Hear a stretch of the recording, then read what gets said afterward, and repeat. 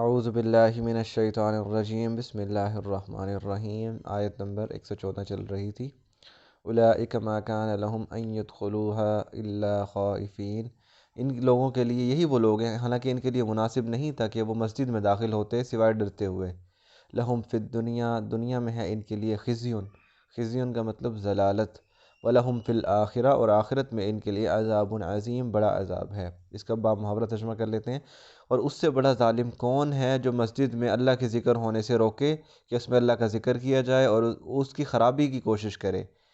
اور ایسے لوگوں کے لیے مناسب تو یہی تھا کہ وہ اس میں مسجد میں ڈرتے ہوئے داخل ہوتے، لیکن ان کے لیے دنیا میں ذلت اور آخرت میں عذاب عظیم ہے۔ یہاں پہ ایک تو وہ تو مشرکین کا ذکر کیا گیا کہ مشرک بھی ایسے مسجد میں جانے سے، خانہ کعبہ میں اللہ کی عبادت کرنے سے روکتے تھے، لیکن آج ہمارے معاشرے میں ایک بہت بڑی خرابی پائی جاتی ہے کہ ایک فرقہ جب اپنی مسجد بنواتا ہے اس کے باہر لکھتا ہے کہ اس میں دوسرے فرقوں کو داخلہ منع ہے۔ اس طرح یعنی دوسرے فرقے والوں کو اس مسجد میں اللہ کا ذکر سے، نماز سے روکنے کی کوشش کرتا ہے۔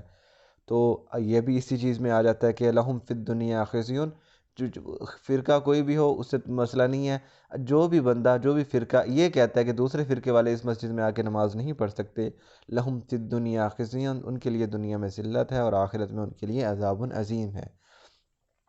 وَلِلَّهِ الْمَشْرِقُ وَالْمَغْرِبُ، اور اللہ ہی کے لیے ہے مشرق اور مغرب۔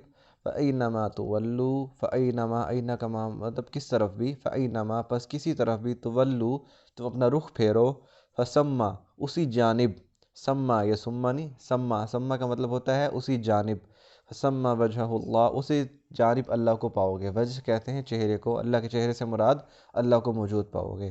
تم جہاں بھی اپنا رخ پھیرو تم اللہ کو ہی پاؤ گے۔ ان اللہ واسع علیم، بے شک اللہ تعالیٰ وسعت والا ہے، واسع وسعت والا ہے، علیم جاننے والا ہے۔ یہ یہودی اور عیسائیوں کے بارے میں بتایا جا رہا ہے۔ حضرت مریم جو اس کی مشرق والی سائڈ پہ عبادت کیا کرتی تھی، بیت المقدس کی، اس وجہ سے عیسائیوں نے اس کی بیت المقدس کی مشرق سائڈ کو اپنی ڈائریکشن بنا لیا، اپنا قبلہ بنا لیا، اور یہودیوں نے ان کی الٹ یعنی ان کی دشمنی کی وجہ سے، ان کے خلاف ہونے کی وجہ سے اپنا رخ مغرب کی طرف کر لیا، بیت المقدس کے مغرب کی جانب۔ تو اللہ تعالیٰ بتا رہے ہیں کہ چاہے تم مشرق کی طرف رخ کرو چاہے مغرب کی طرف رخ کرو، تو اس سے فرق نہیں پڑتا، ہر طرف اللہ موجود ہے۔ لیکن یہاں پہ ایک چیز پتہ چلتی ہے کہ ابھی یہ کہہ رہے تھے کہ جناب من کانا یہودن او نصارہ، وہی جنت میں داخل ہوں گے جو یہودی اور عیسائی ہیں، اور اب ان کے دیکھ لو حالات کیا ہیں، کیسے ایک دوسرے سے لڑتے بڑھتے پھر رہے ہیں۔ وقالوا، اور کہتے ہیں اتخذ اللہ ولدا، اللہ نے بنا لیا ہے بیٹا۔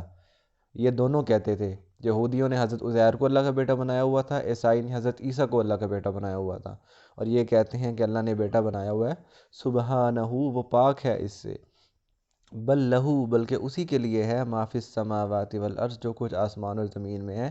اللہ نے کسی کو بیٹا نہیں بنایا بلکہ اللہ کے لیے ہی ہے جو کچھ آسمان اور زمینوں میں ہے۔ کلن تمام کے تمام، لہو اس کے لیے، قانتون فرما بردار ہیں، تمام کے تمام اسی کے لیے فرما بردار ہیں۔ بدیع السماوات والارض، بدیع کا مطلب ہوتا ہے شروع کرنے والا، بادع اس نے شروع کیا، بادع شروع کرنے والا، اور بدیع فعیل کے وزن پہ، رحیم کے وزن پہ، جیسے رحیم ہوتا ہے ایسے بدیع، رحیم رحمت کرنے والا، بدیع آغاز کرنے والا۔ اسی سے لفظ بدعت نکلا ہے۔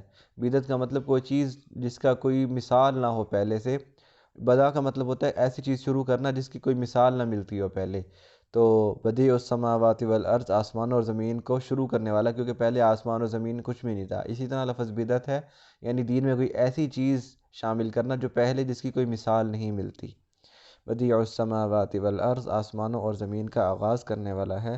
فَإِذَا، اور جب قضا ارادہ کرتا ہے، قضا کا مطلب ارادہ کرنا، امراً کسی کام کا، فَإِنَّمَا پس بے شک، یقول وہ کہتا ہے، لہو اسے، کن ہو جا، فیکون وہ ہو جاتی ہے۔